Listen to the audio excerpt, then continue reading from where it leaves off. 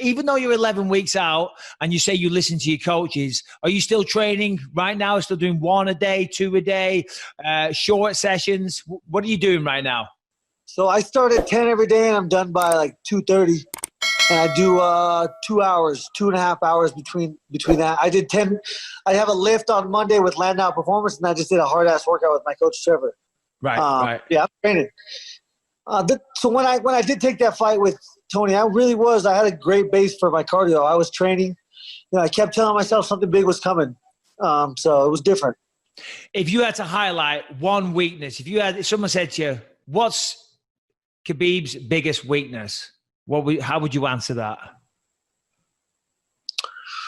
Or if there isn't one, then fair enough. That's one. I think his biggest weakness is I believe that he thinks he's infallible. Interesting. I think I don't, and I think if you told him that or brought it to his attention, I believe that he would be very good at explaining to you how he does not believe that. But I believe that he surrounds himself with people who stroke his ego. I believe that culture tends to, this is what I'm counting on anyways. Tend to stroke your ego. I've seen it. I've seen it over there. I've seen fighters really just surround himself with a posse that really pumps him up and jacks him up. And today he breathes oxygen. His brain needs to get oxygen. If I can short circuit that oxygen supply for half a second, then he'll sleep. We've seen time and time again, that's often a downfall for big name fighters. I'm talking, the big guys. Back in the day, you had Mike Tyson, had this whole fucking posse of yes men kissing his ass, and next minute he's not focusing in training camp. Conor McGregor, famously, he's going into fights, maybe not with the best conditioning because he's got a bunch of fucking yes men around him. And so I see what you're saying, because Khabib has this crew. He's and rightly so. They respect him, they worship him, but they treat him like this godlike figure. So your point is, are they really, really fucking pushing him hard in camp? Who's beating his ass in sparring is what I want to know. Yeah. Who's throwing the shots I'm going to throw at his head, because he needs to see that. But again, this is, it needs to be said, this is the toughest Khabib. He's fought 28 times, but no one's fought this Khabib. With the circumstances that he's fighting under right now, with his father passing away,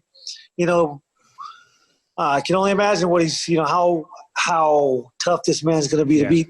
So I'm working. I'm going to try my hardest. And then last question. Sorry, Lewis, buddy. I've been dominating this, but no, please continue.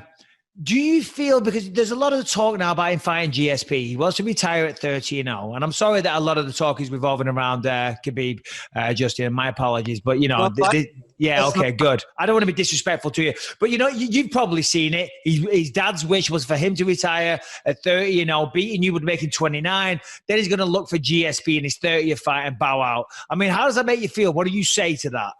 Just adds to my point I just made. Yeah. It's the same exact thing. He should believe, you should believe that he should believe that I will not beat him or I cannot beat him, but you should never look past an opponent.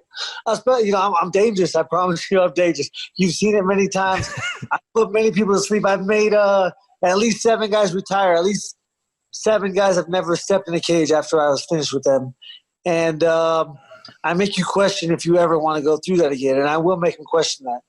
All right. Well, that's good for me. Every time he says something, it's like another highlight reel. I'm like, I want to watch this fight right now. Yeah.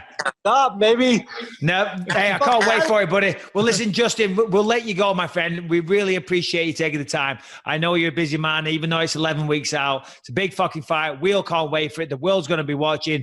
Thanks for joining us, bud.